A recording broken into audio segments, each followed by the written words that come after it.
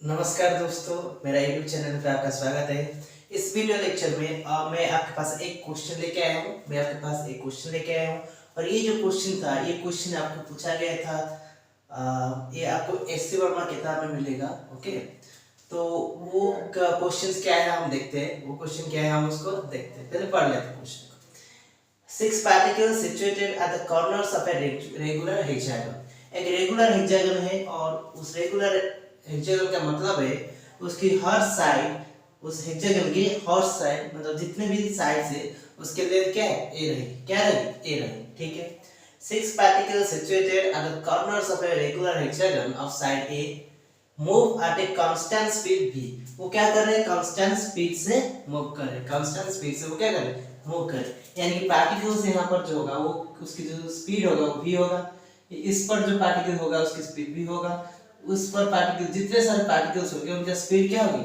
v होगी। Okay, और वो स्पीड कांस्टेंट रहेगी। ओके, यानी कि हमेशा उतना ही स्पीड में वो मूव करेंगे। Okay, each particle maintains a direction towards the particle at the next corner। एक पार्टिकल इस कॉर्नर पे है और वो क्या करेगा? हमेशा उस स्पीड के साथ दूसरे पार्टिकल को अप्रोच करेगा। ओके, और ये वाला पार्टिकल क्या करेगा? एक स्पीड के साथ उसके जो नेक्स्ट कॉर्नर पे ओके जो नेबर होगा उसको अप्रोच करेगा। तो उस तरह का सारे पार्टिकल्स अपने आप में ओके उसकी करस्पॉन्डिंग ओके जो नेबर होगा ओके उसको अप्रोच करेंगे। ओके, एक पर्टिकुलर डायरेक्शन में। मैं उसको इस केस में मैंने क्लॉकवाइज डायरेक्शन ले रखा हूं। ओके, यानी कि इस पार्टिकल इसको अप्रोच कर गया, इस पार्टिकल इसको अप्रोच कर गया, इस पार्टिकल इसको अप्रोच कर गया, इस तरह का। ओके, आप एंटी क्लॉकवाइज ले सकते हो। ओके, परंतु एक ही डायरेक्शन में लेना है, सिर्फ क्लॉकवाइज लेना है या एंटी क्लॉकवाइज लेना है। ठीक है। Calculate the time the particles will take to meet each other. तो हमको पूछा है कि कितना वक्त लगेगा एक पार्टिकल दूसरे पार्टिकल को ओके विजिट करने के लिए, यानी कि मीट करने के लिए। ओके, इस क्वेश्चन का जो अगर हम उस क्वेश्चन में अगर उनको ट्रैजेक्टोरी को फॉलो करेंगे तो हमको पता चल जाएगा। तो ट्रैजेक्टोरी क्या है उनकी? देखिए, अभी जब सारे पार्टिकल्स अपने कर्नल्स पे शुरू करेंगे तो उस मोमेंट को मैं t = 0 डिनोट करता हूँ। ओके, उस मोमेंट को मेरा जो टाइम स्केल होगा उसमें मैं t = 0 डिनोट करता हूँ। उसके बाद मैं क्या करूँगा? उसके बाद मैं उनकी मोशन को ऑब्जर्व करूँगा। तो थोड़े देर बाद वो क्या होगा? ये जो पार्टिकल्स होगा इस पर पे आ जाएगा। ओके, और ये जो पार्टिकल्स होगा इस पर पे आ जाएगा। देखिए, ये जो डिस्टेंस होगी यानी ये वाला जो डिस्टेंस होगी ओके तो वो सारे पार्टिकल क्या होगा? सेम होगा। क्यों होगा? क्योंकि उनका स्पीड सेम है और सेम टाइम के बाद मैं क्या कर रहा हूँ? ऑब्जर्व कर रहा हूँ। तो ऑब्वियसली जो तीनों जितने सारे पार्टिकल्स हो गए यानी कि 6 पार्टिकल्स हो गए तो वो क्या हो गए? इस लोकेशन पे रहेंगे। ओके, ये पार्टिकल इस लोकेशन पे आ जाएगा, ये वाला इस लोकेशन पे, और ये पार्टिकल इस लोकेशन पे आ जाएगा, इस पार्टिकल इस लोकेशन पे आ जाएगा। तो अगर मैं उनको ज्वाइन करूं यानी कि उनकी जो लाइन होगा सेपरेटिंग लाइन ओके तो अगर मैं उसको ज्वाइन करूं तो मुझे क्या मिलता है? देखिए, अगर मैं इसको ज्वाइन करता हूं ओके इस जो पॉइंट से उसको अगर मैं ज्वाइन करता हूं तो मुझे एक हेक्सागन मिलेगी, रेगुलर हेक्सागन। मुझे क्या मिलेगी? रेगुलर हेक्सागन मिलेगी। मुझे एक रेगुलर हेक्सागन मिलेगी। तो जैसे पहले वाला रेगुलर हेक्सागन था तो मुझे भी उसी तरह का एक रेगुलर हेक्सागन मिलेगी, परंतु इसका जो साइड होगा वो पहले वाला का जो साइड था वो क्या था? ए था। क्या था? ए था। ये जो साइड था क्या था? ए था। परंतु अभी क्या होगा? अभी साइड ए नहीं रहेगी, उससे कम हो जाएगी। क्या हो जाएगी? कम हो जाएगी। अगर आप और थोड़ी देर बाद ऑब्जर्व करोगे तो ऑब्वियसली ये जो पार्टिकल होगा वो किसको ऑब्जर्व करेगा? इसको, यानी कि स्पीड क्या होगी? इस दिशा में होगी। इसका स्पीड क्या होगी? इस दिशा में। और इसका स्पीड क्या होगी? इस दिशा में। इसका स्पीड क्या होगी? इस दिशा में।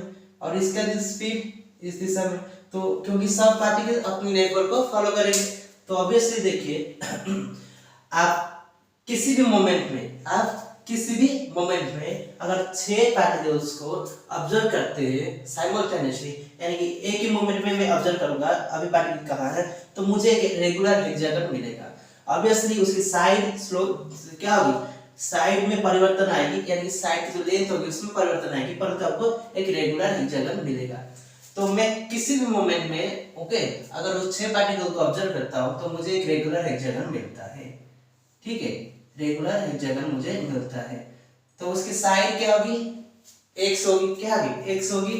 तो x क्या हो सकता है, x का जो वैल्यू होगा वो 0 to a के अंदर रहेगा। 0 to a के अंदर रहेगा। तो x की जो परिमाण होगी वो क्या होगी, a और 0 के अंदर रहेगा। तो आपको जब a होगा तो आपका जो टाइम स्केल क्या है, t इक्वल टू 0, आप उसको कोई भी टाइम t पे ऑब्जर्व कर रहे हो। और ये आपका टाइम पूछा है कि t प्लस डेल टी। यानी कि मुझे डेल टी ढूंढना है, यानी कि 0 प्लस डेल टी। तो ये जो पीरियड होगा a टू 0 होने तक, उस पीरियड मुझे ढूंढना है। तो कब इसकी साइड की लेंथ 0 हो जाएगी। तो 0 होगी तो आप कैसे पता करोगे, मैं कोई दो पार्टिकल को ऑब्जर्व करूंगा। तो मैं सपोज एक पार्टिकल यहाँ पर है, उसको p और ये पार्टिकल q। तो ये जो पार्टिकल होगा p और ये पार्टिकल q, देखिए मैं अभी क्या करूंगा, क्योंकि ये जो साइड होगा वो क्या होगा, अभी सपोज इसकी जो साइड होगा वो x है। अभी के लिए तो x है। ठीक है, तो मैं क्या करता हूं, मैं ऑब्जर्व करूंगा q को। q का स्पीड क्या है, v है, और इसका भी स्पीड v है। तो ये जो कंपोनेंट होगा और ये जो कंपोनेंट होगा वो क्या होगा, ये 60 डिग्री होगा आपका एंगल, तो ये v cos 60। और ये क्या होगा, v sin 60। तो मैं क्या करूंगा, अभी मैं p फ्रेम में जाऊंगा, यानी कि p v स्पीड में मूव कर रहा है। p फ्रेम में मैं क्या ऑब्जर्व करूंगा, मैं क्यों p फ्रेम में जाऊंगा, क्योंकि ये जो डिस्टेंस है क्योंकि वो दोनों स्पीड में कुछ स्पीड में मूव कर रहे हैं, मैं p फ्रेम में जाऊंगा। अगर मैं p फ्रेम में जाऊं, या मैं ऑब्जर्वर होके ऑब्जर्व करूं, मैं p फ्रेम में नहीं जाऊंगा। तो मैं इस फ्रेम में हूं, और मैं दोनों को ऑब्जर्व कर रहा हूं। तो उसकी जो q होगा, ये जो q होगा, ये जो q होगा और ये p होगा। तो मैं देखना चाहता हूं कि q की जो स्पीड है वो क्या है मेरे रेस्पेक्ट में। तो क्या होगा वो, अगर मैं कंपोनेंट फॉर्म में लिखूं और इसको मैं एक्स एक्सिस लूंगा तो क्या होगा, v cos 60 क्या हो जाएगा, हाफ। और ये क्या हो जाएगा, इसको मैं y एक्सिस लेता हूं तो क्या हो जाएगा, माइनस ये किसका, q का वैल्यू से। v sin 60 क्या होता है, √3/2, ये √3/2 ये आपका v हो जाएगा। तो ये होता है q की वेलोसिटी। अगर मैं देखना चाहता हूं p की वेलोसिटी क्या है, किसकी, p की, तो ऑब्वियसली उसकी x कंपोनेंट रहेगी, y कंपोनेंट क्या हो जाएगा, 0। तो ये मैं ऑब्जर्व कर रहा हूं। कौन ऑब्जर्व कर रहा है, मैं ऑब्जर्व कर रहा हूं। परंतु p क्या ऑब्जर्व कर रहा है, p अपने मोशन के दौरान क्या ऑब्जर्व कर रहा है, q का स्पीड। तो p फ्रेम में क्या होगा, p फ्रेम में क्या होगा, मुझे p फ्रेम को जाना पड़ेगा, क्योंकि ये जो डिस्टेंस होता है ये होता है रिलेटिव डिस्टेंस। q पॉइंट और p पॉइंट दोनों मूव कर रहे हैं। अगर मुझे इसको सॉल्व करना है, क्योंकि इन दोनों की जो रिलेटिव डिस्टेंस का मतलब, अगर मैं रहता हूं, मैं p हूं और मैं ऑब्जर्व करता हूं कि q डिस्टेंस मेरे रेस्पेक्ट में क्या परिवर्तन हो रहा है, तो मुझे p फ्रेम को जाना ही पड़ेगा। अगर मैं p फ्रेम में जाऊंगा और उसको ऑब्जर्व करूंगा, क्या किसका वेलोसिटी, q का, तो मुझे क्या मिलेगा, velocity of q with respect to क्या होगा, velocity of q with respect to observer, यानी कि मैं जो क्वेश्चन पूछा है, जो कि ऑब्जर्व कर रहा है दोनों को, velocity of observer with respect to p। और ये क्या हो जाएगा, velocity of q with respect to minus velocity of t with respect to observer. और ये जो क्वांटिटीज होगा, velocity of q with respect to observer, तो ये क्या होगा, जो मैं ऑब्जर्व कर रहा हूं, ये ऑब्जर्व कर रहा हूं, तो क्या होगा, v/2 √3/2v minus minus v,0। अगर इस चीज को मैं क्वांटिटी को कैलकुलेट करूं तो मुझे क्या मिलेगी, माइनस v/2 माइनस √3/2v। यानी कि मुझे q को लगेगा, यानी किसको लगेगा p को लगेगा, p को क्या लगेगा कि v/2 स्पीड के साथ, क्योंकि जो माइनस का मतलब x डायरेक्शन का नेगेटिव, यानी कि इस दिशा में, तो p को क्या लगेगा, अगर इसको मैं इरेज करूं,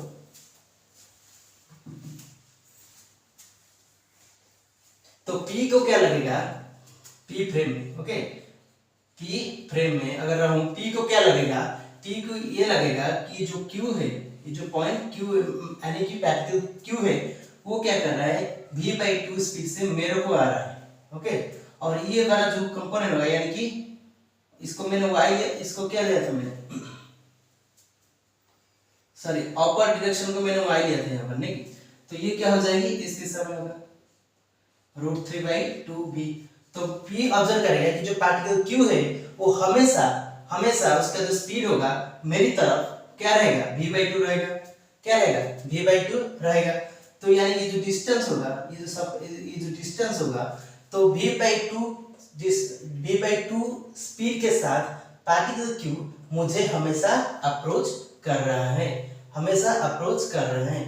तो इस दिशा में जो हमारा परिवर्तन होगा डिस्टेंस को, तो क्या होगा, डेल x, ओके, डिस्टेंस, ये वाला जो डिस्टेंस ट्रैवल करेगा वो, ओके, तो ये क्या होगा, स्पीड v/2 इंटू टाइम, कितना टाइम ले रहा है इतना डिस्टेंस ट्रैवल करने के लिए, ओके।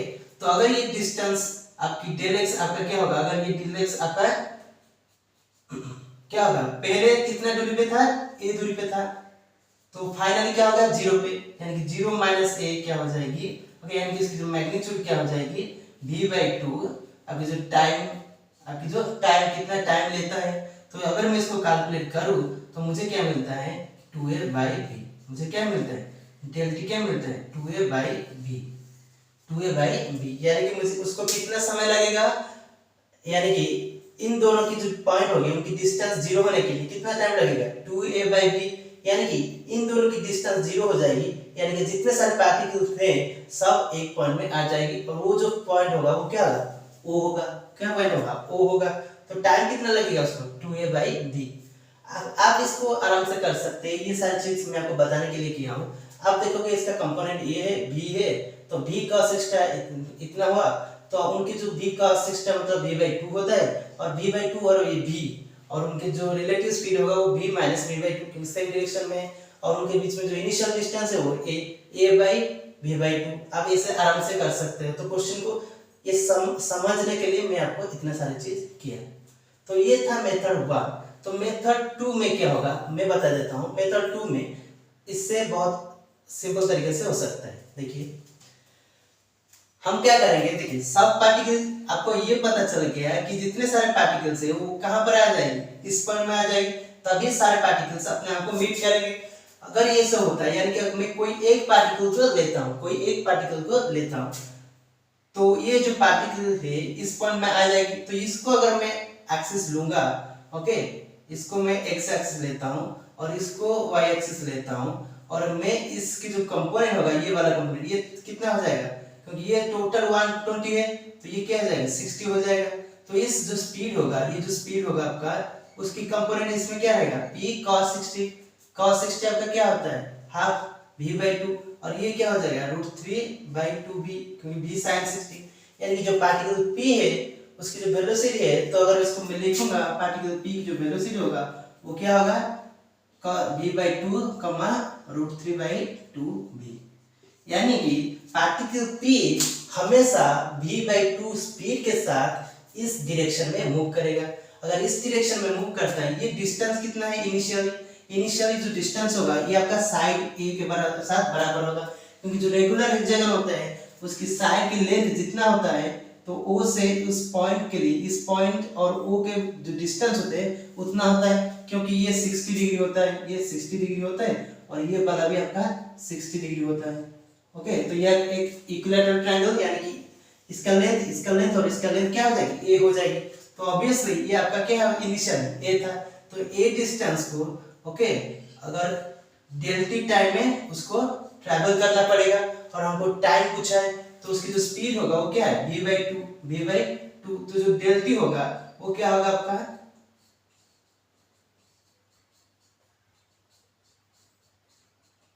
2a/v, क्या हो जाएगा 2a/v।